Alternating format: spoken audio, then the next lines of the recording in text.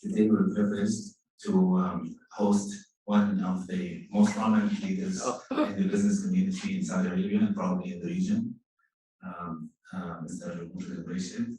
Mr. Delegation is currently the chairman of Madaniya. He's also a board member in Emma Bank and in Citigroup Arabia. Before that, he was the CFO for SABIC and the CEO for Hadid and Salaf. He is currently the CEO of TASNEE. He has a master's degree in nuclear physics from Princeton and an MBA from Stanford University. Without any further ado, I present to you Mr. Mujahid. Thank you, sir. Much appreciated. It's my pleasure to be here. Good evening, everybody, ladies and gentlemen. I'm going to dig deep into, the hot water. Shoot, I'm ready. So you are known to be very successful in transforming companies. And if you are to come up with few initial thoughts about where to start whenever you transform a company, what would that be? I would say you have to start up with your team. It's the management team. I have the fortune of turning around 4 or 5 companies. And the most important things is you as because you normally come on outside. So immediately you are technically unliked. So you are not one of us. And therefore, you're looked at with suspicion. And you need to buy that group to come with you. Obviously, you must understand, don't touch anything and change it until after, I would say, 90 days, 3 months. You need 3 months to understand the organization, who's who, understand if you're a manufacturing company, and my own experience in manufacturing, but I don't think it's any different. In manufacturing cases, you need also to understand the manufacturing process, not as a specific special engineer in the plant, but to understand the basics, where the feed comes from, where the product goes, the cash flow, the net income and all these things. And the more within, you need to get some good data from the team. The team normally, Habibi, Khalid, they know there is a problem. I never been in any of these companies where I was in charge and made turnaround that the team did not know. Okay, some members of the team might like not to admit they know, some may be conflicted, some even could be benefiting from the status quo. And frankly, some of it could be unethical. So once you bring that team, you start to get the real data. And I would say most of the time, you need to get some help from a special consultant to bring you the best practices for that industry. But never ever rely on the consultant to do the work for you.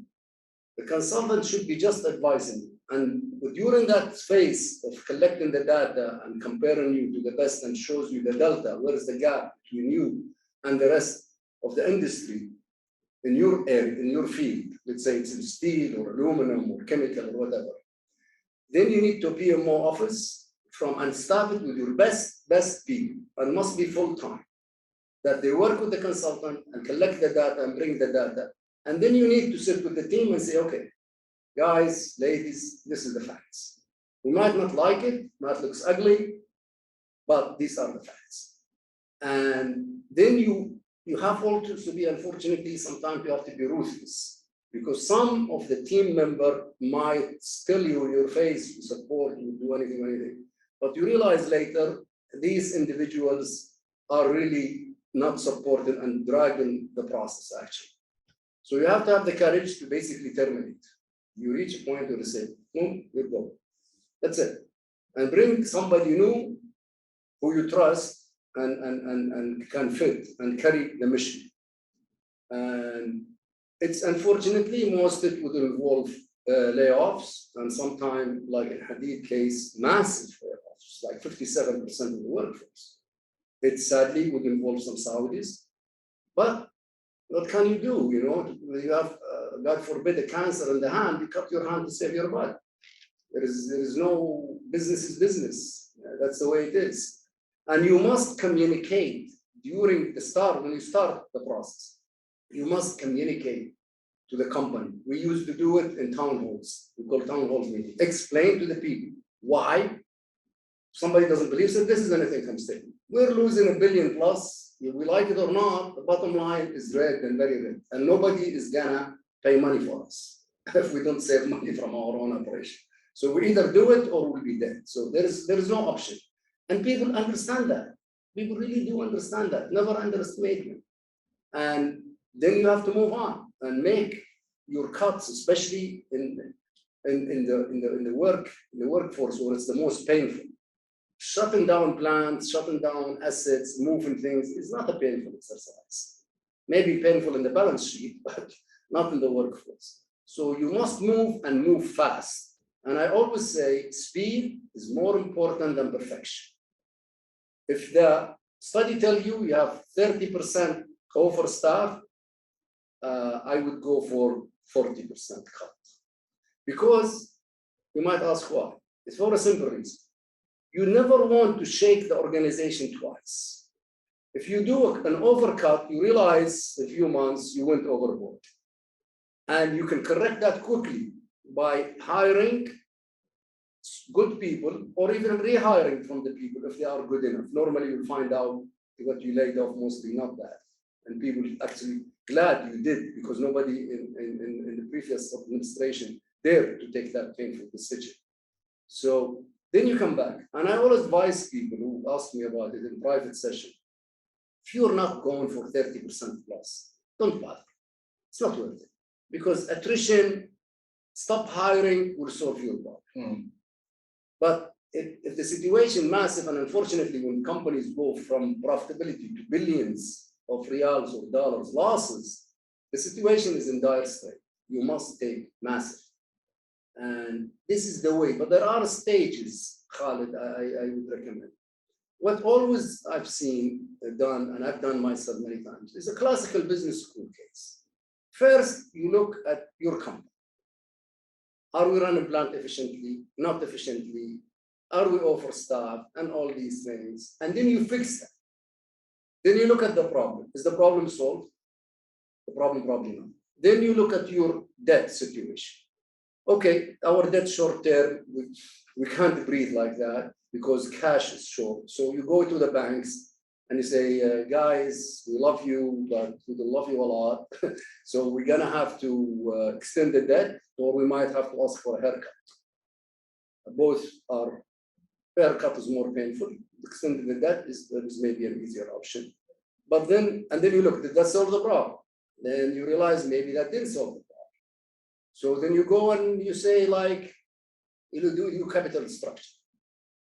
You look at what's your company structure. What assets you can really, what you consider not core business. Most companies always have assets that are not core business. So it's like looking at your kids, 5 or 6 of them, and saying, well, look, situation is bad. I can't feed you all. We're gonna let one of you go. I love you all, but you and you, I don't really love you that much like the others. So I'm gonna keep the others, and the other 2 are gonna go. It's like that, believe me, because you're shedding your assets away. These are like babies in the company, these plants. These people work there for 20, 30, 40, 50 years. And so that's the case, you have to. And that normally will save the day. Otherwise, the situation is hopeless. But I never seen it. With this structural approach, it will always be solved. And most of the time, and I was like, we did it without shedding assets. In case of TASNEE, we have to shed assets. So I'll try to give you a quick structure. Follow-up question, which is sure. If you are to pinpoint the main challenges, 2 or 3 main challenges whenever you are transforming a company, what would they be? Biggest is people accepting surplus and other people, change of the situation. People always like the status quo. We were happy before. Yeah, you were happy, but you did not see the number. You will be surprised. Most companies don't share some of the account number with all employees. They think the company is doing good, everything is hunky-dory, we're all fine, you love me, I love you. But you realize in the net income statement and the balance sheet, things are really not fine. Things are actually ugly, and company cannot be sustained. So really the most important is, the most difficult is getting people to see that, but people will do it. So you have to do like town hall and you present the numbers. You know, the numbers are the business of language. Numbers don't lie. Anybody say, this is the auditor statement, it's not mine, it's the external auditor, it's AY, it's KPMG, it's whoever. This is how we look, guys, in the outside world. We don't look good, we're not pretty at all. And so the biggest is trying to get the people to that. And then the most important is also within the management, especially the people, the C-suite. Because a lot of these C-suite people, that some see it, this guy come to change things, we mean we are a failure before, so they resist that. Some are actually threatening their status quo, because you came, you're gonna cut their privileges, you're gonna do things, you're gonna resize their organization, from being the king of the hill, now you're gonna be the prince of the hill, and the hill is gonna get smaller. So instead of having 1,000 people reported to you, you might end up with 300 or 200, if ever you stay in the job, because you might be one of the one as one of the C-suite you surplus or replaced. So this is the most difficult, is the people side, in my humble opinion. How do you describe your leadership style? I would say it's more of a coaching and more of a democratic. I am not controlled. I hate micromanagement. I allow people to make mistakes. If you make a mistake in the pursuit of the mission with good intention, I would say, well done, job. We don't learn as humans from our success. I believe success is the worst enemy, and success is its own worst enemy. We always learn from our failures. We always learn the hard way. We like it or not.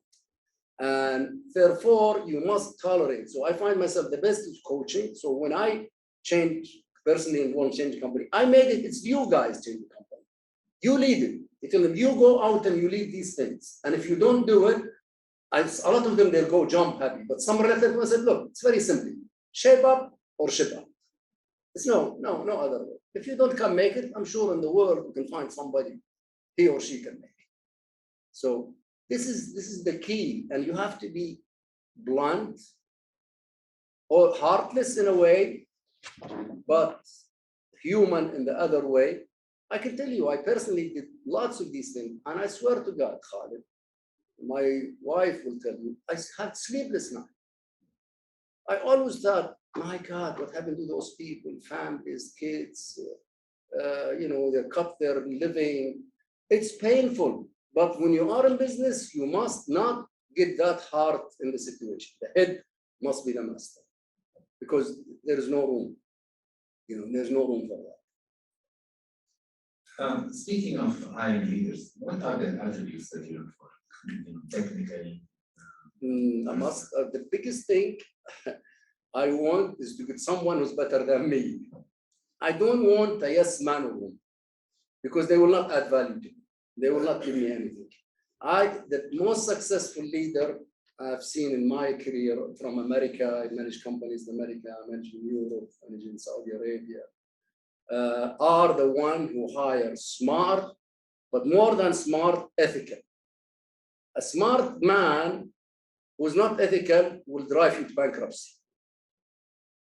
So you must do that, and do people who are actually better than you, smarter than you. There is no harm, because no one knows it all in this world. Whatever you're smart, somebody out there is smarter. So you might get your ego out of the picture in the closet and be realistic and hire smart, ethical, and people who really add value and must be different than you. Like say, if you're engineer finance, if the situation depends, you might need somebody HR kind, you might need somebody, different in the business than your legal side, somebody. So you must have diversity in the team. So that is important, because if you bring all the same, you end up with herd mentality. And herd mentality is not good for anybody. You need people to question. We don't need people to say everything is yes, yes. No, that's not good enough. That's not good enough. I once did, to give you a short story, back in 2000, SABIC operated island operation, they call it. You have like 20, 30 companies. Each company is standalone. HR, finance, IT, everything.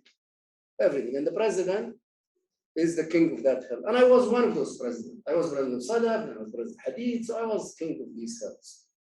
And so then we decided in SABIC that we're going to create shared services and we're going to strip all these 30 plus companies globally, not only in Saudi Arabia, America, Europe, Australia, China.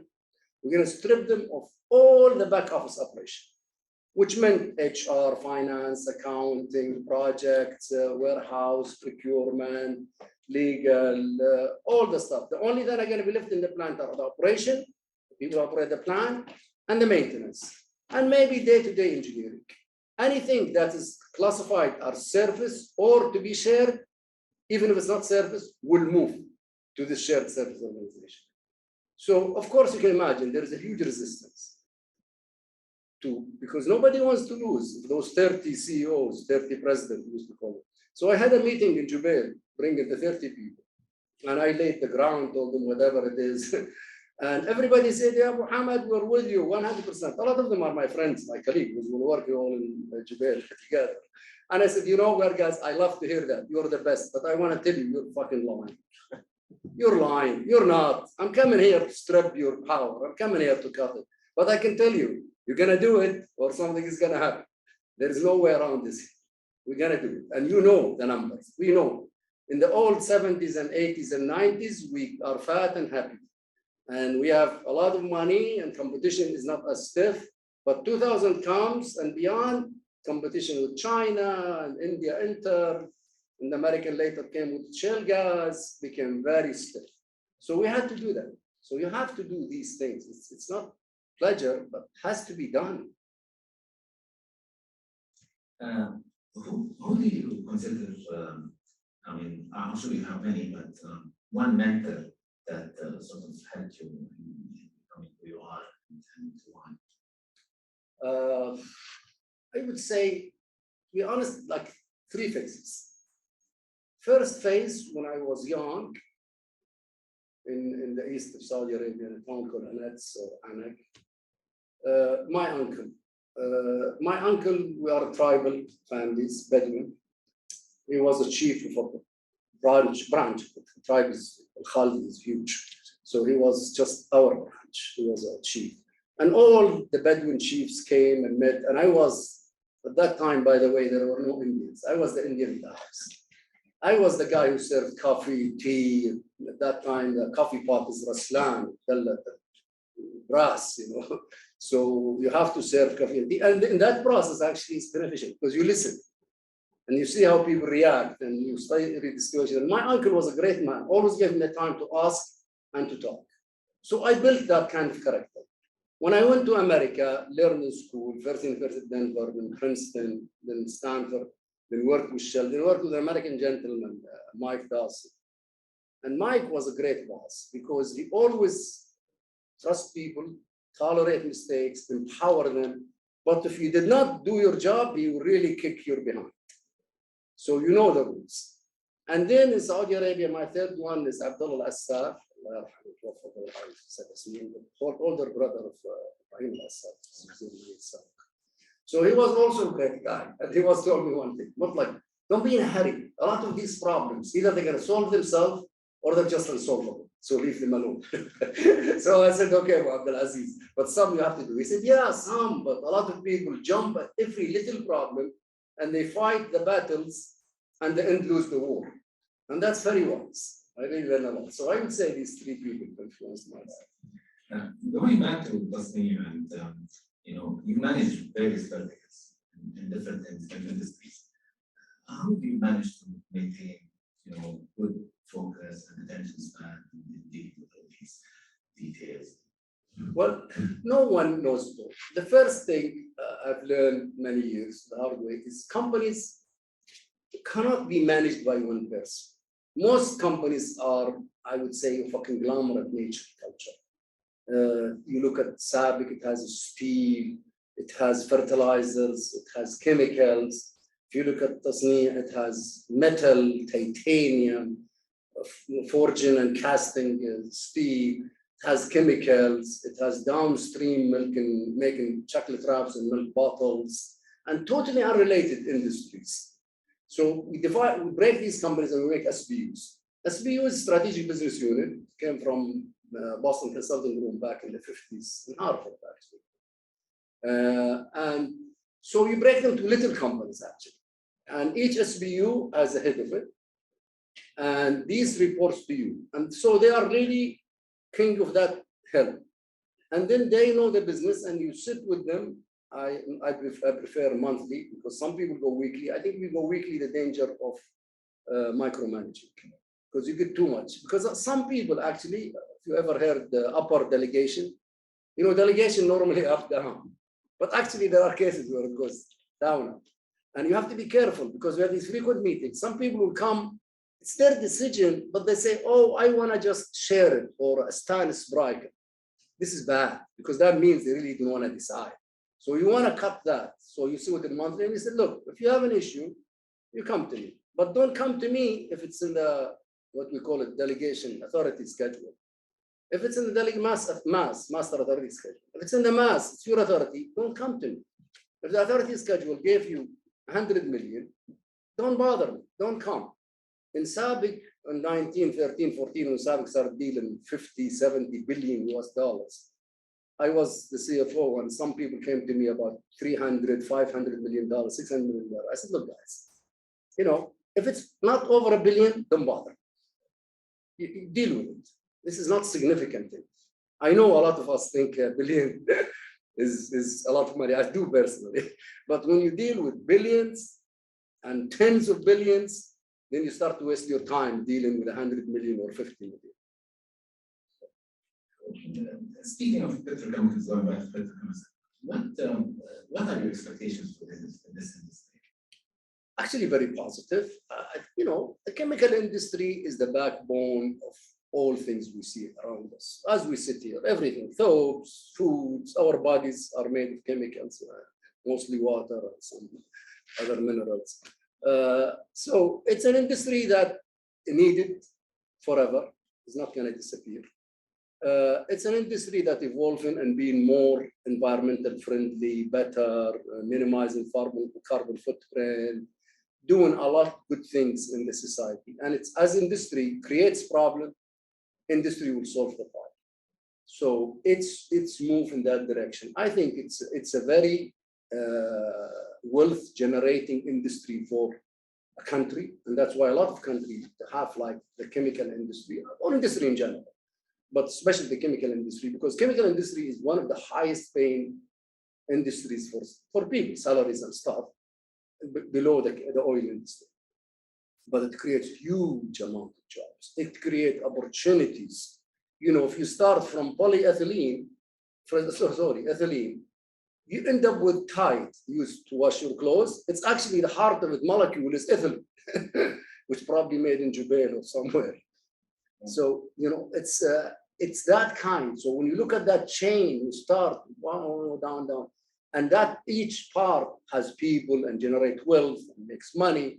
So it creates a lot of positive things in society. And Saudi Arabia today is about 9% of world petchem production. Jubail alone is the largest city in face of the earth producing chemicals, producing almost 7% of all petchem production comes from one city in Jubail.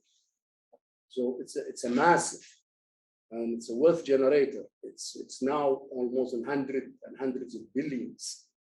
So yeah, it's a very, very rewarding industry, and it's wanted industry. People want it, countries want it for their own, you know, they want to promote their societies.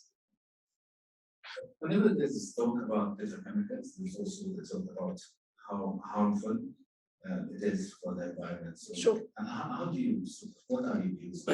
I agree. I mean, you know, it's like the car. If we drive it wisely and things, it will be okay. If you go crazy with the car, you're gonna have an accident, kill yourself or kill somebody, God forbid.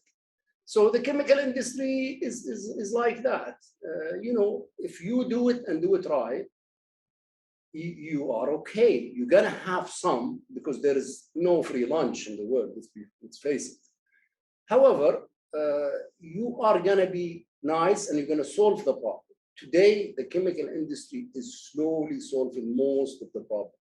Like example, we in TASNEE, we take car batteries, your car battery, acid lead. You know that when you roll it away, we end up with it. We have a huge plant outside in الصناعية الأولى في الخارج in Riyadh, and we produce 2 million car batteries. Saudi Arabia has no lead. We have no lead smelter. We don't buy lead from outside, rasas. Actually, we get it, we recycle it from the used batteries. We recover the lead, then we recover the plastic, which is polypropylene. Then we take the plastic and recycle it and make it into a new battery with the lead. And we take the acid, the sulfuric acid, and make sulfate from it, which goes into fertilizer and glass making and all that. So nothing goes to waste. So that's the ultimate case. The industry which is working today is basically recycling. When it originally started with incineration. Incinerators are good and bad because they produce a lot of gases, but they generate energy and they save power and so on. But now the industry is going to recycling, and if you can't recycle, you can really also incinerate part of it in a very wise way, where you have scrubbers or smoke or anything doesn't go out, gases don't go out. So the industry is responding extremely well. Of course, like anything else, it will take some time. But with modern technology today, we see and things happen, it's going a lot faster. It's going a lot faster than what we used to see 30 years ago, what was happening. You know, it's like where I came from. I started my career in the nuclear industry, and I worked in nuclear reactors in the States. You know, nuclear reactor is a good machine if you treat it right. It's a deadly machine if you don't. So if you do things the right way, like when engineers, nuclear engineers enter the reactors, you are measured your radiation before, and then you measure after to make sure nobody gets radiated. If you don't do the proper protection on you, you don't do more things, you will be radiated. And God forbid, you're gonna get sick and so on and worse, to die. So everything else done properly, then things are okay. People operate nuclear plants all over the world, they generate power, they do things, no issue, no issue. Each and every one of us has a COVID-19 story, successful and unsuccessful. What can you share with us? Yeah, you know, I have few, but the most one is really when it happened. First of all, I did not believe it's gonna be happening. I thought, you know, another scare, another things.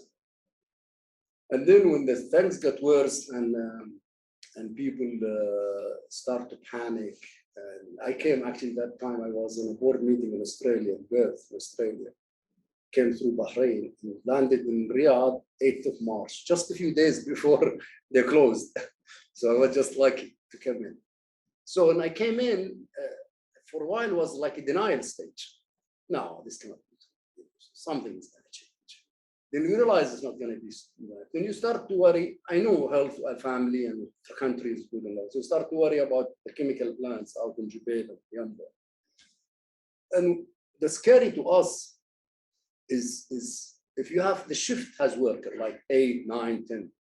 It came time when one tested positive, you have to take the whole shift out. If you take the whole shift out, then who's going to operate the plant? Then you have to break the other shift into a fourth shift. So you start from working 8 hours a day, you're going to work 12 hours a day. So we have to activate our emergency command, which we planned before, luckily, for a situation like during the Gulf War, we went through, where our command post activated day and night, managing all the activities, both to safety of the plants, and the safety of people around the plants. So the second part is every night I was calling the command center in Jubail and Yamba. It was the main one, Jubail, so I called Jubail. Called Jubail to see what the situation, because we were coming close that you have nobody, so we're going to have to shut down your plants. And the other scare is when you close all access. Luckily, the government, wise enough, never closed the ports, because we live and die by the ports. You know, all Saudi production of like 120 million tons of chemicals goes through either the port of Jubail, Yamba, Dammam, or Jeddah. That's it. So luckily we have that, and we never reached that situation. But that's really the story that was most scary. During that time, did you feel that this is going to be short term, long term? Oh, I was one of the worst estimators. I thought it was a short time. I thought it was going to be a short time. And I never also thought this thing is going to be so global. I think the media, unfortunately, played part of it. Part of it got exaggerated, to be honest with you. But no, I honestly never thought it would go that way. You know, we went through the Gulf War. I was a young engineer that I'm running a command center at night in Jubail. And we had few rockets fired at us, but most Riyadh that were surprisingly, Jubail and Ras Al Noura with the oil and chemical got hardly any. But we were running that, and we hear the news quickly, or command post up to the government command post. They say there is something coming. And so we start to make sure everybody is safe inside, and make sure all the fire brigade and everybody was ready. Here it was like a similar case, but you don't know the enemy. There is no one to call to tell you a rocket coming. You know, you don't know. You know it's gonna hit you. Could be next to you. Exactly, could be next to you. You don't know. Going back to the petrochemical industry, Yes. what are your sort of views on the mergers and acquisitions? You know, I'm one of those people who believe never do a merger unless there is a benefit in it. Doing mergers for the sake of merger or just to get big is a lousy business proposition, and it will destroy shareholder values. I am a believer in creating value for the shareholders. So I did a merger in TASNEE to Crystal, which was titanium dioxide business, merged with Tronox in New York. We were the third largest company. They were the sixth or seventh, and then created the world largest. It was ideal synergetic move because we in Crystal were production pigment or product long, but feedstock short. Tronox was feedstock long and pigment short.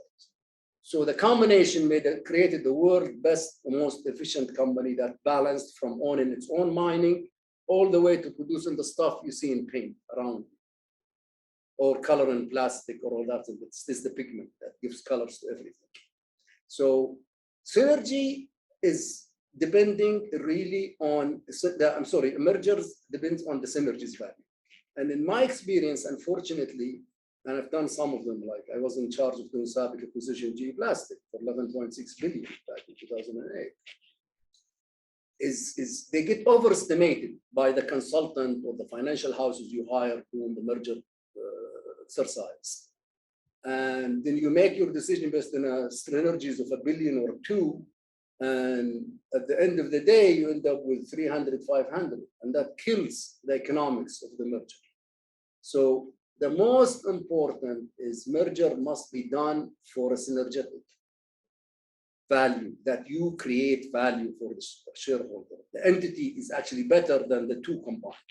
Unfortunately, Khalid, in my experience, and I've done few M&As for SABIC, like GE Plastic, like Huntsman in the UK, like SABIC Europe, DSM of Holland at that time, is they get overestimated. The consultants sell a lot of hype. People pump lots of billions. 75, just to give you a statistic, 75 to 80% of all merger and acquisition ends up destroying shareholder values. They were better standing alone. But mergers is a disease of CEOs. I'm one of them. It's an ego. You know, CEOs loves to get bigger company, loves to get power, like anybody. And the bigger the CEO, the bigger his or her ego. And you have to be very careful of that. You know, once I was asked by a journalist, I think it was in New York, why you guys don't list SABIC in New York? I said, why? He said, it's New York City. I said, in my simple book, you know, I would list a company from a foreign place to a market like New York or London if I need access to capital, because that's a deep market. In SABIC, I can get all the capital I want, either at home or just across the border. Why do I go through the headache of listing through NYC for what? You know, or the FTSEs, Dow Jones. So this is, be aware, a lot of, including these listing companies out, some of it is done frankly for egos, because somebody will say, oh, I run a company listed in Dow Jones, you know, New York Stock Exchange. You know, so you have to be careful with that. So merger for the good reason, I'm for it. Merger for the sake of merger, I'm against it. So speaking of this and creating shareholder value and the whole concept of perpetual growth and the CEO being worried about creating sustainable level of income and so on. I mean, everyone now know that having perpetual growth is a big. I mean, you know, at one point in time, everything that will probably dilute shareholders' value. So, how do you actually plan for this? What measures do you take? First of all, growth, I would prefer most of the time to be organic, if you can have access. And that's what SABIC grew from the late 70s all the way to now. And then later I did some acquisition, but actually grew and became very strong and a powerhouse by organic growth. So that's very well. So what you plan for it simply is you look what's missing in your portfolio and what area closer. Like if you're in chemical, you're not gonna go and make electronics. That's just way too far from your netting. I always tell people, stick to the netting. Stay within the domain you know and understand. Don't go on somebody else's business. You know, stay with area where you have the expertise. So you look at the portfolio, like what SABIC did, for example. Look at specialties was missing. So the way to do it is to acquire GE Plastic. Access to the European market at that time was limited. So what do? You go and buy a European company. You know, just to tell you a wow story. SABIC in 2005, 2004 used to sell 500,000 tons of chemical in the whole Europe. After the acquisition of DSM that became named SABIC Europe, SABIC sold over 2.5 million tons, less than 3 years. This you will never get organically selling to Europe from Saudi Arabia. You need the distribution channels. So if you buy even a company too expensive, it's okay in my book, because you're buying distribution channels. And that's what's done. So people doing that, that's what you need to do. Look at your portfolio and look what's missing. And you should do it that way. Don't duplicate what you have. You know, now things are more difficult to duplicate what you have because you have FTC, you know, Federal Trade Commission in America, which will give you a headache. And we did merger with Crystal and Tronox. It took us 2 years to get through the process. You get the EU also, which is the anti-competition, antitrust. Things are more complicated than back 2007, 2006. What advice do you give for someone who is just entering the executive? Study, study, study. I would say, whatever anybody can take from you, there is nothing can take from your head. No one can take education from you. So work hard. You must work harder than the guy or the girl next to you. And don't believe, like in our society, people believe in wasta. Yeah, okay, I think wasta works sometimes. It will get you there, but it will never get you so higher from there. At the end of the day, some mutlaq or somebody discovered you and kick you out. Problem. So you're only going to get progress through education and understand the really education with skills, not education just for reading, acquiring a skill, you know, accountant, financial engineer, doctor, whatever, you know, that is some. And then really you need to work hard. I remember, you know, I came from a Bedouin family. My father died when I was a week old. I made it all myself. No wasta, nothing. I did it through hard work, education and hard work. That's it. I worked in America, stayed in America 20 years. Nobody. I did it myself. So one thing I tell you, if you really work hard, you will get there. You know, like I was working in Jubail and my family was there, and the young men at that time go Rabia, Afat Rabia and Kashtat, Fil Bar, طبعا Bedu, Khaymoon, Khadrat. And they say we go. Sometime I go, but when there's a shutdown in the plant or something, I said, sorry, I cannot go. My mom, bless her soul, they get upset. When I didn't go, you're giving up on us, you're one of the family. So you must set priorities at the end of the day. Is social life is your priority, or is your career and work is your priority? You cannot have it all. You have to decide. Unfortunately, in my case, my family suffers. I became addicted to work. I became more workaholic. And that's something, if you ask me what I regret, is my son Hamad grew up hardly seeing him. Saw him, but didn't have that close. We do now, but he's 30 years old. So, but it's that kind you lose. But I really believe, Khalid, it's education, and then work. It's the key. If someone comes to you and says, I did my studying, I'm technically sound, a little bit above my class. Sure. We are average yeah, at the end of the day. Exactly. But I'm missing one thing, which is marketing myself. How do I sell myself? Honestly, first of all, you need to get through the door of the business. And it's not difficult to go through the door, especially with a good education and good things. And you sell yourself, honestly, once you're inside by your hard work. You show the people what you can do. It's the commitment. It's what you can achieve versus the person who's there. And you have to be patient. What I've seen recently, and especially in our society, I didn't see as much in the Western companies where I work, is we are so rushed. I'm rushed to get promoted. I'm rushed to get a bigger position. Come on, in industries, it's like the military. You need to earn your stripes. You don't become in the army an officer by joining in. Okay, maybe a college guy or something. Soldiers go in through ranks.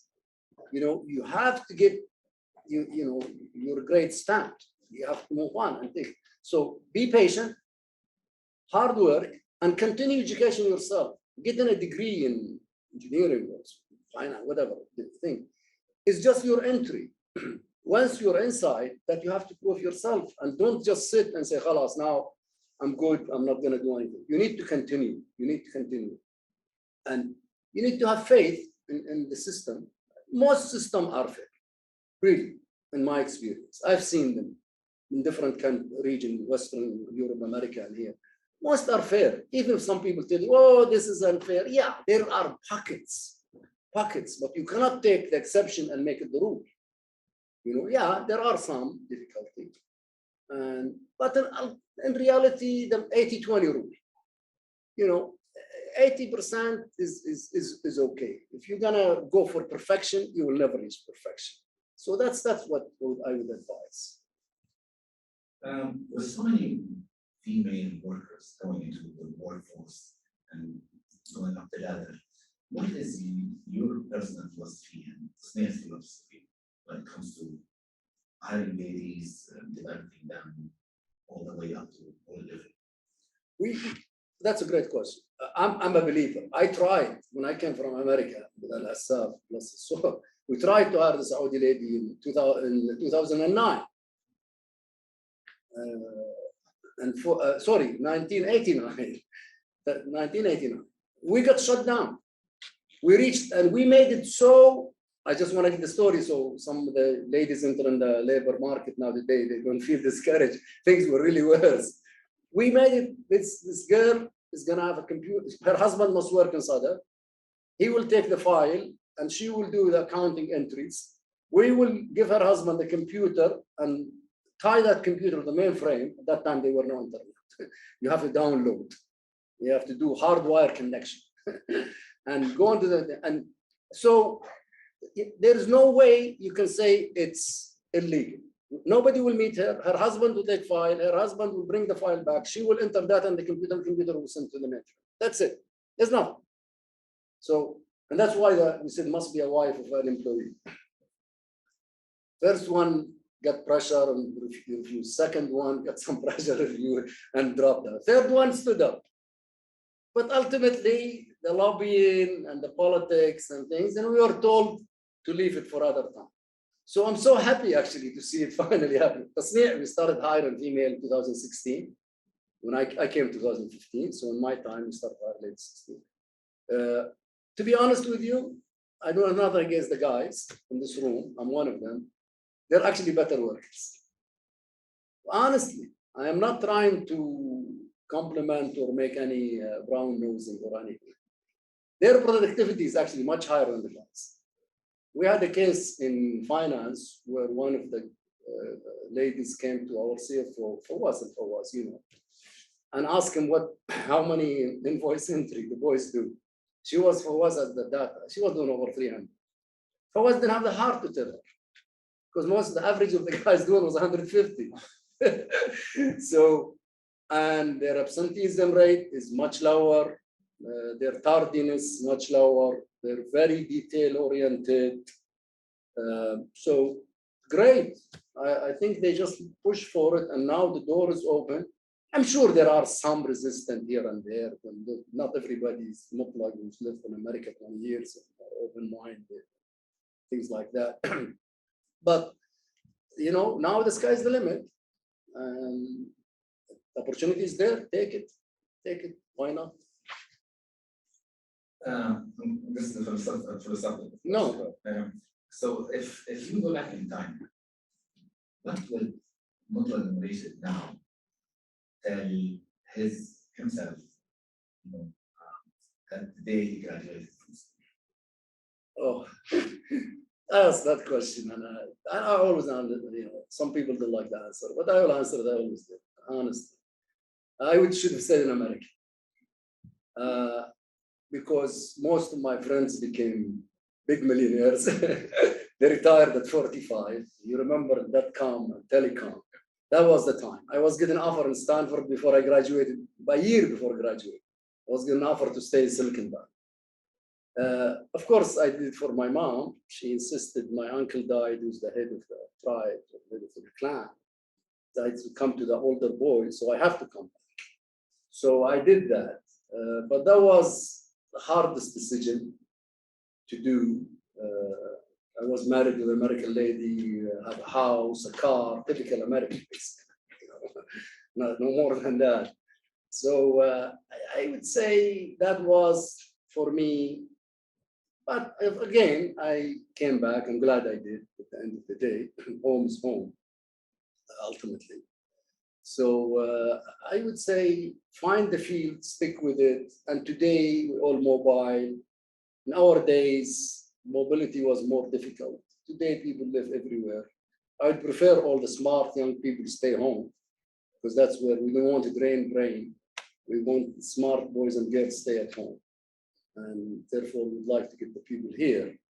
But I would say to the young girls and boys is go for your dream, do the best you can. Enjoy life also. Don't just, American, they say, Johnny, all work and no fun, become dull Johnny or boring Johnny. So have some fun in your life. Americans say, play hard and work hard. You know, because going extreme one side and also going extreme the other side is not good for anybody. So it's better to enjoy your life while you work. You know, work is not all. Fortunately, I now philosophically say it, but unfortunately, now I try to do it, but I'm just too late now. You know, you cannot teach an old dog a new trick. The most important question now is the vision track there. Yes. And how you align with it, sort of conceptually and practically. I think it's the first time in history in the country where we have a roadmap. You can argue, people can argue about, no, we can't achieve all of it. I'm happy even if we achieve 50%. I know we'll achieve more. But at least we have a roadmap. We have started change. All what we see happening, changing today, is the result of the vision. A lot of people staying home rather than running away, including myself, because the society became more open, the life became more interesting, the country become more tolerant and more open to both males and females, and even foreigners. So I think that we're doing our best, getting into fields that to help the country, like the titanium we're doing. We're finishing titanium. We are the number 10% of world titanium is produced in Yanbu. And Saudi Arabia on the map of one of the top producers of titanium. That's produce all the things for military, aircraft, satellite, rockets, whatever you want. We produce it. So we're going with the vision and we're following it. And again, I love the roadmap. It's a concept for any engineer or a science person. There is a vision and there is a roadmap how to reach the target. And the target will always be moving, of course. The target never stays constant because we live in a society, we live in a industry where things always improve, and we continue to improve. But at least now we have a roadmap.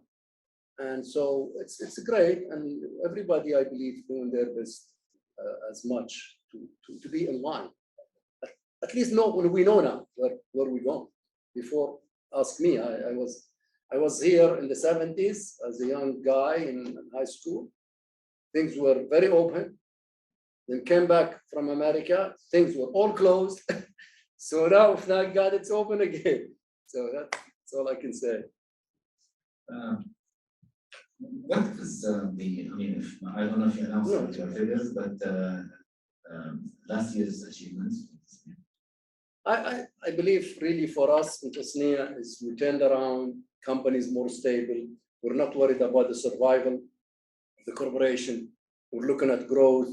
We're looking at different regions of the world, North America, Asia, and here locally. We are expanding as we speak. We get some gas allocation. We are expanding in Jubail. We are doing some expansion in Yanbu. We have our plant up and running in Jizan for titanium smelting. So that's to me, because the ship is stable now. We can face the world and say, hey, we're out of the crisis. We're now back to growth mode. That's the most important. We are in hosted by Faisal University, which is very hospitable. And most of the big companies, big economic groups have some sort of program to hire fresh graduates. Yeah. So can you tell us a little bit about that? We do normally for the business people, and we do for the engineering guys. Yeah, we do. And actually, we love the graduates from this institute. They're quite, really, honestly, they're quite highly qualified. And our hiring ground in the past was UPM or KFUPM. Now we have more alternatives, which is very important. Actually, this institute has a very good reputation,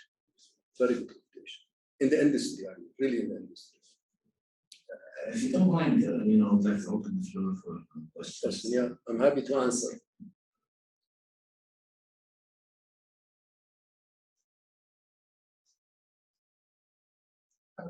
Yeah. When you hire a senior leader, what do you manage to trust? How you manage to convince? How you manage the weighting? It is and trust when you promote or hire a leader. Trust is important, but should not way overshadow the competency. To me, competency is extremely well, but trust is ethical, I would say, not personal trust, that you're hiring an ethical person. Like I said earlier, if you hire a smart one, but unethical, will take you to bankruptcy. So I think you need to make sure that man or woman are ethical person. And you see it by their history, where they came from and what happened. It's not that difficult. I'm not advocating some American company, they even hire private eyes to investigate. That's the extreme. But I mean, ethics is the most important. Competency for sure comes second, very close second, extremely close second.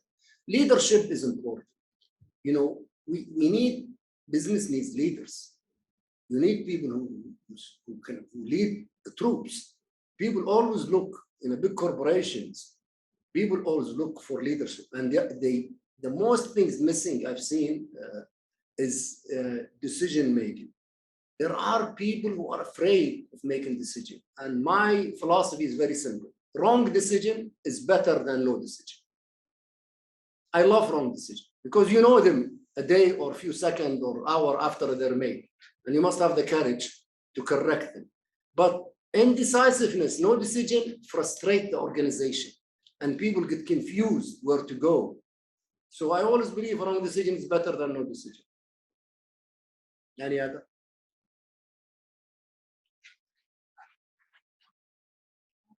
I'm loud, so I think No مشكلة. do you mind introducing yourself? Sure. نجلة السيف, Chief Human Resources and Shared Support Services with TASNEE Group. Yeah. MashaAllah, the stories are so captivating and joy to hear. Thank I you. was wondering if you have any community engagement programs or in CSR programs that you do in the communities you're in, Yes. especially in KSA. Yeah, no, we do. As a company, you mean TASNEE? Yes. Yeah, of course. Actually, I do also myself. What I personally do, I teach free at UPM in the MBA school. I do twice a month as part of my contribution to the society. I talk to a lot of organizations in Saudi Arabia on leadership and development regularly, and I see that part of my personal contribution to my country. TASNEE, yes, we're very active. We have corporate CSR program, and we have done a big program for all selected school and high school and junior high school for 3D printing. TASNEE did the whole program, Ministry of Higher Education, over 3-year period, just ended last year, and transfer the knowledge to all the school and the ministry. And we have a lot of also social programs. But I am personally not a believer in social that gives money, because money gets spent and just lost. You need to do things like service that lasts, doing things to the society through like 3D printing, teaching kids how to do it and get them interested in science and technology and stuff like that. Working with hospitals, for example, and providing some equipment or something that can be used over a period of time. Sponsoring college activities. That's the kind we are in, and we have a department, CSR, in our corporate communication. We do. May I also ask Yeah. if we have people with disabilities working in TASNEE? We have only one person so far, but we try to do. Unfortunately, until recently, most of the facilities are not, unfortunately, equipped. We try to do and try to do our best. Yes. But our focus, to be honest with you, when the situation gets better in this country, is hiring more females, because the situation was very bad in the country with the female employment side. In our industry, because it's a food industry, we're trying to pass on the knowledge. We found that actually hiring women in blue collar and rural areas, the المصانع that was a great way to do our social community support. Sure. Through enabling them through recruitment, Sure. through training, Sure. and we got large numbers. So that helped. But as well, we also struggled with the disabilities part. Sure. Because of the WAAM certification. Agree. We totally agree. We do that. May I ask about the number of women that you have? We have around, just started, we have over 60. But we're not a large organization, Riyadh. Our organization has like 300 people. Most of the jobs are in Jubail, Yambo, Jizan, Hayy, Dammam, Riyadh, and mostly industrial and heavy industry. Really quite heavy industry. And by the way, I'm sure in a few years you will see ladies in that industry itself, in the plant. When I was in Shell, started as an engineer in '82, there was not a single female in the refinery. Not a single engineer in the process engineering, which is the chemical engineering, which is the heart of the refinery. When I went there 10 years ago, all that process engineering where I used to work was all females. So things will change. You'll see that. You'll see that.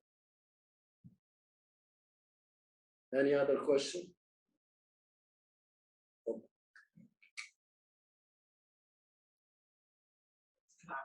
How to align your personal purpose with organization purpose?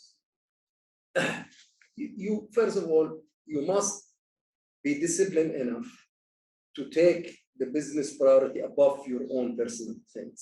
You must not take the job for your own benefit. At the end of the day, you are serving shareholders. Like in my case, we're in a public listed company. It's not your father's company. It's not your mom's company. You are dealing with other people's money, shareholders' money. And so your personal purpose must be aligned with that corporate company purpose. Make sure there is no conflict. And there is a conflict, you have two choices. Either you fix it or you leave. You can't put your personal priority above the business priority. That's dangerous. That can lead to very bad stuff in the real business world. And no one wants that, especially at the C-suite. You know, you can put all kinds of rules and regulation, and a lot of the trouble in corporation happen because somebody will do something wrong in the C-suite. No external auditor, nobody can protect you from your own senior people. It's very risky business, you know. So I would say you must second and align your priorities to the company, the business you are in. It doesn't mean a company, it can be a government, it can be any job. It doesn't matter really. But in my case, I never worked in government. I've all my life in the private sector, so that's the business I know very well. Although I'm in board supporting some government like GAMI, العامة للصناعات العسكرية, I was in مجلس الاقتصاد الأعلى, Supreme Economic Council, the study group, and all these things. That's like I would say my social service, my contribution, but never really worked in the public sector.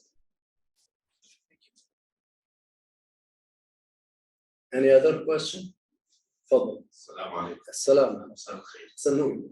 سعيدين بلقائك. If you don't mind me speaking in Arabic, I think everybody here speaks Arabic, right? Maybe because I'm trying to ask one of the tough questions. ترى لأن المشكلة is recorded. لأنه في ناس يمكن ما يتكلمون برا. It is remote. But okay, I can answer in English. Go ahead. So there's no use to ask in Arabic. That's سوي. أنا والناس تفهم. I will keep it in English. Okay. My name is Khalid Saleh. Dr. Ma asked me to introduce myself, and I have been actually pleased to deal with TASNEE during my days at SAP. And Fawaz was one of the tough guys we had to deal with when it came to negotiating and trying to sell. أكيد وجه عروسكم. Well, he is part of great leadership team that has managed to turn around this ship through turbulent times. Yes. And I have been following the news. I've been trying to read about TASNEE and investing in TASNEE. Thank you. And of course, zero tolerance for insider information from Fawaz when we try to invest in TASNEE. For sure. For sure. But the question is, and it's not my own question to be honest with you, I had some discussions and arguments with people from the market who were wondering that TASNEE has great potential. You had to do some tough measures and take some tough decisions during the turbulent time and turnaround time. Yeah.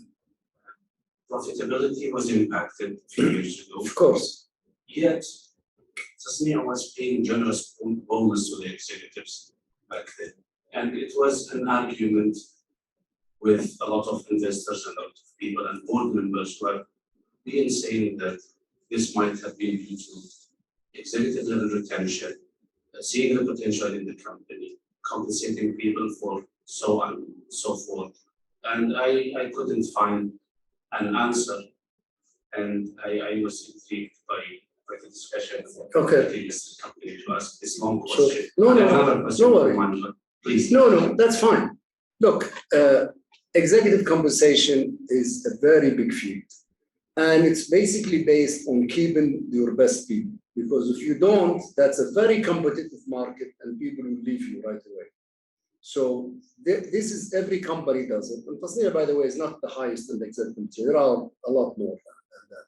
But it is basically done based on contract and based on retention and based on performance. We don't pay any bonuses or anything just like that. It must be tied to, if you bring money, if you do things for the company, we will reward you better. You know, some guy asked John Walsh, who was the GE CEO, when he retired, GE gave him like $500 million. And somebody asked one of the investors, that's too much money giving him $500 million. He said, look, if I put $1 million in this company and this guy turn it into 100 million for me, I don't give a damn giving him 10, 15 million of it.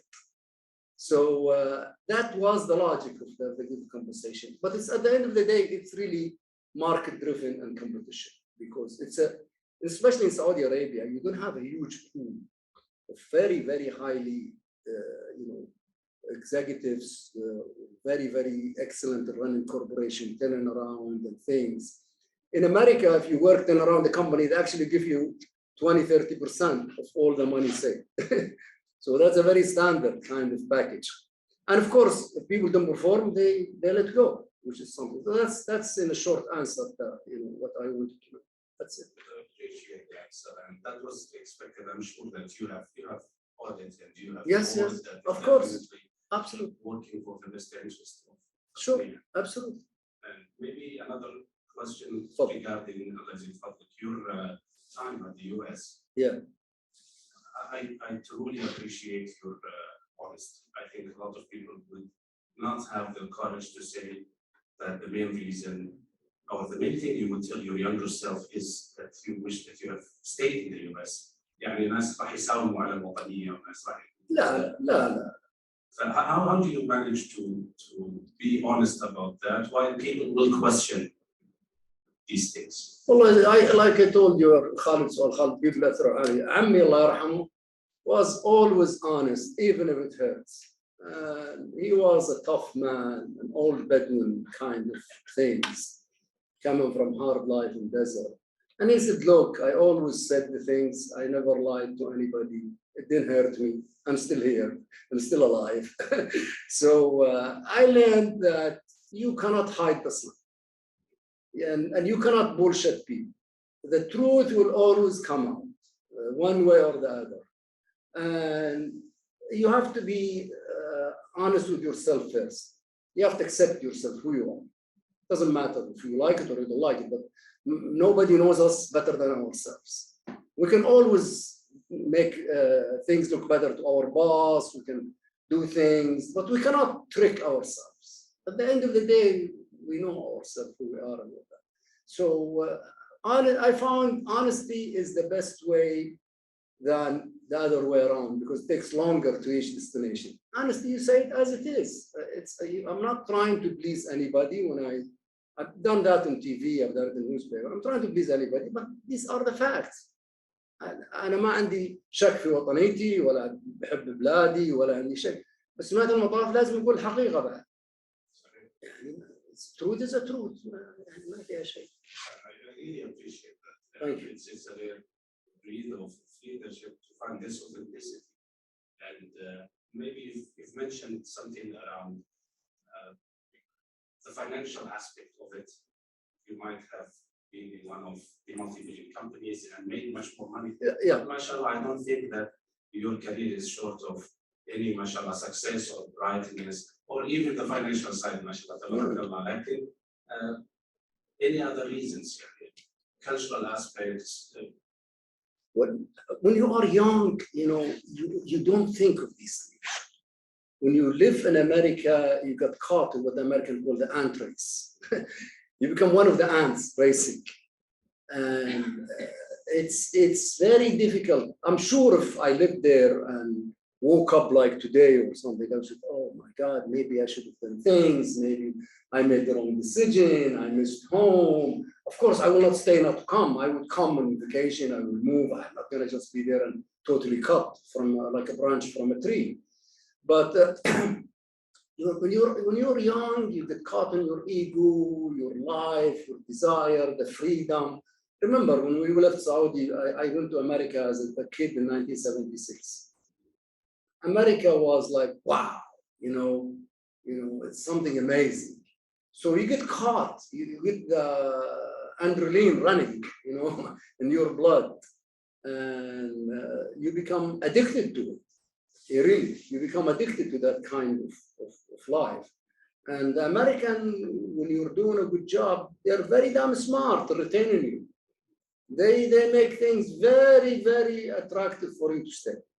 And you fall for it, and once you realize you fell for it, it's too late. It's too late to change. And that's why America is a magnet to all those successful people. This is really the truth. I mean, I feel it. I feel in that myself. I tell you, without my mom, bless her soul, kicking me behind and kicking me back. That's the truth again. الله يعطيك العافية. لا معلومة بستأثر. لا شكرا. تسلم. Assalamu alaikum. Salam. My name is Ahmad Arabi. Hello.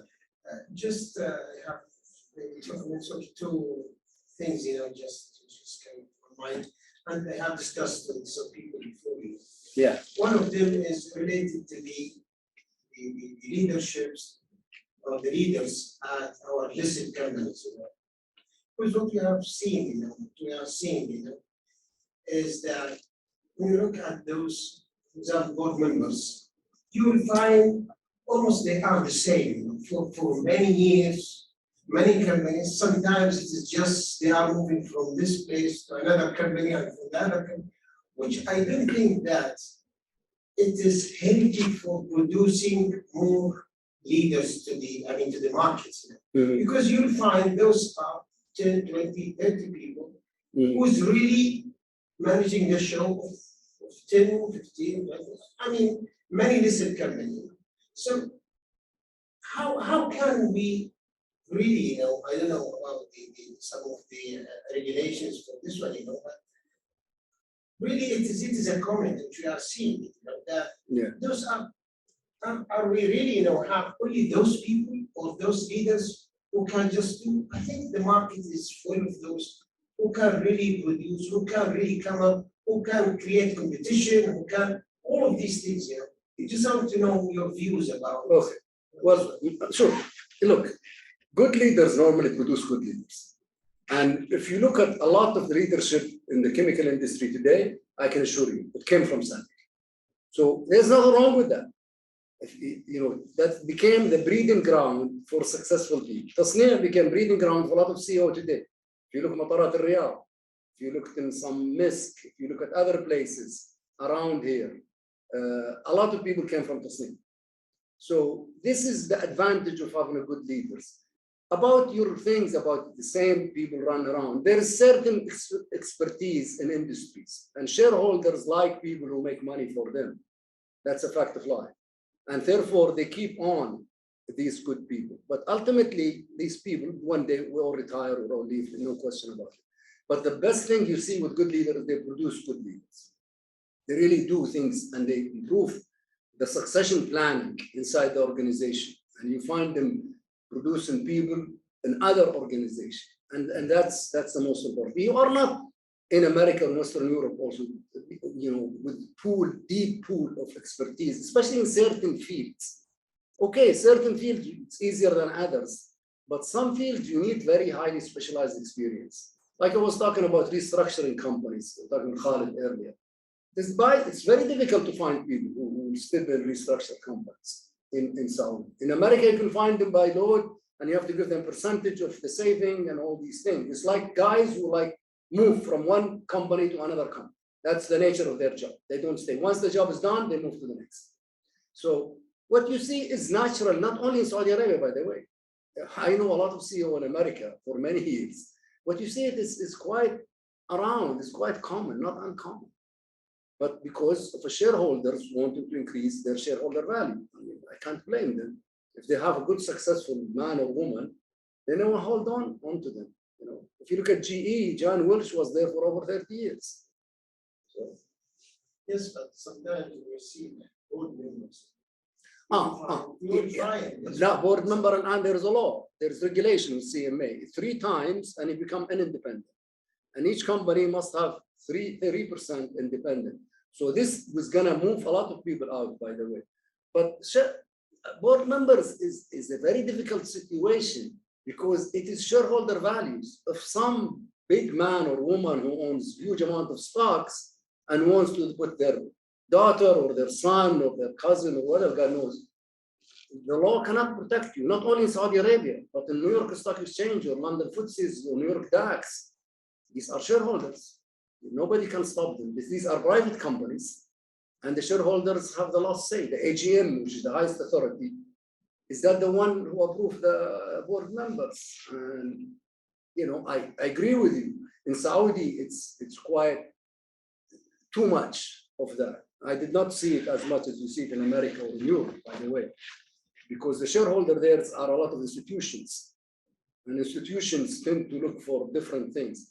Here, a lot of shareholders are family-owned and things, and families tend to work with it, people there.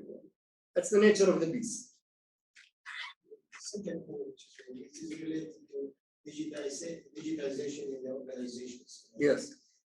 All of us know that during COVID-19, this kind of pandemic, has speed up the move of the organizations to the digitization. So, Just if you can just explain something, just elaborate, and what the TASNEE, is doing for this one. How they will gonna go? Is it impacting big impact? For example, I am coming from the trading company, where we are seeing that the future is where our products, will be sold through online. So how the digitization will impact like chemical companies?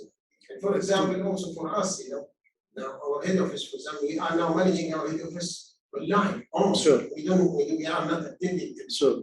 So how this one will work with the chemical companies? The digitization, the impact, or what is the strategy of the TASNEE for this subject? So the question I will answer nothing else. Chemical industry in general, actually, it's impacting us not as far, not different than you. Maybe you have more because the nature of your business. In the chemical plant itself, it's hadid and steel and mortar and all that. It's nothing you can do much about it. But the control system in that plant today is changing tremendously. Instead of needing 200 people, for example, sometimes you need now 50 people. It's good and bad. It's reduced jobs, but it improves efficiency and improves productivity of the plants. So in the head office of companies like TASNEE, it's creating opportunities now. We're downsizing the office space because people can work from home. And things, honestly, to be honest with you, I personally did not believe. I said, when people work from home, they're going to be productive. If you asked me that before Corona, I said, nah, you must be kidding. People will goof off and, nothing. But actually, it proved I'm wrong. And I'm glad I'm wrong because it opened the door now where we are doing, of course, we're doing the same like you, a lot of sales, a lot of things, commercial, going online, a lot of things like that. But also the workforce been affected by people can elect to work from home. Long time, months and months, or every other day in a week or every week, depending on the situation, which reduces the footprint of the office. So you don't need as a company to hire 200 square meter, maybe you can do with 100 square or whatever it is. And it's affecting productivity because you don't need so much traveling for people to go for a meeting. You can do it. Some traveling, you have to do certain things, but there are a lot of things now, no need to go. So yes, it's a major. And I think we've only seen just the tip of the iceberg. I think we will see more coming. There will be more coming on the line, and that's the way it should be, and that's life. But I think the move or the management of this change is the most important thing in the future. We are changing things. We are having now like 300 people, and they're going to be like 50 people, 100 people. How you will manage this change? Actually, I believe this one is by itself. It is maybe one of the subjects we have discussed before. In Harvard, which I believe managing this change is. I can tell you, when I was in America and first computer came and things, people said, "Oh, job is going to disappear. People will be jobless." It turned out more jobs created by the computer and all that than was before. So I don't think, frankly, don't need to manage it physically, manage it like we think of managing a business, I think it will manage itself almost. You just leave it, let go, don't go overboard. And what job, cut here, there'll be job created there. The digital things is gonna need people. Nothing is gonna run without people at the end of the day. So people will just change jobs, change skills. So need to be reskills. Before you came, I was talking about education, and education never stops. You learn till the day you die. We all learn new things. That's the way we are human. So I think it will work. I've seen it work in the US with the computer things, and people were saying doom and gloom and market and employment will be big. Didn't happen. Shukran. Thank you. Any other? Okay. I'll tell you why I'll tell you my story with Abu Hamad. So, 20 years ago, I did more, 2003, 2004. Sabik was doing an underwriting for syndication. I was in banking at the time, it was in Samba. So it was in the Four Seasons Hotel in the lobby, I don't know if you remember. And so there were like 20 banks, and it was Yampet, if I'm not mistaken. Yeah. So big syndication, everyone was speaking. I had a boss there, and Mahmoud, big guy, big mustache, and he said, "No, we will not go for this transaction. This is underpriced. I don't like the structure. I don't like anything. We'll say no, and it's a block no." And just by the time he was about to finish the sentence, Abu Hamad was like gazing by it as if he felt that there's like some negative vibe in his big hole. He was like, and he came and said, "How are you, Mr. Mahmoud?" He said, "I'm fine." He said, "Are you going to be with us?" I said, "Absolutely." So he didn't do much selling. He didn't do much. That's the story. That's the part that, for 20 years I didn't tell you. So a great leader, a great character, very honest. I always learn from him. Thank you. Thank you. We're very pleased that this beautiful, beautiful evening. I want to thank you again, Howard, and Thank you. I want to thank Faisal University for all the support that we're getting, and the hospitality run, Dr. Maha. And I would like to thank everyone who attended, and virtually and in person, of course. And I'll give you just one last word. Yes, go ahead. Go ahead. No, I said I love that story because I knew that Rad's face was changing. So we have to be smart to put the man on the spot. Because in front of everybody, with me being the big CFO of SABIC, you couldn't say no. You put them in a position where no is not acceptable, not to me, but to the whole audience around. So sometimes you have to take opportunity and take your chance with these things. So thank you so much, and go ahead. Thank you. Thank you, everybody, and God bless you. No, just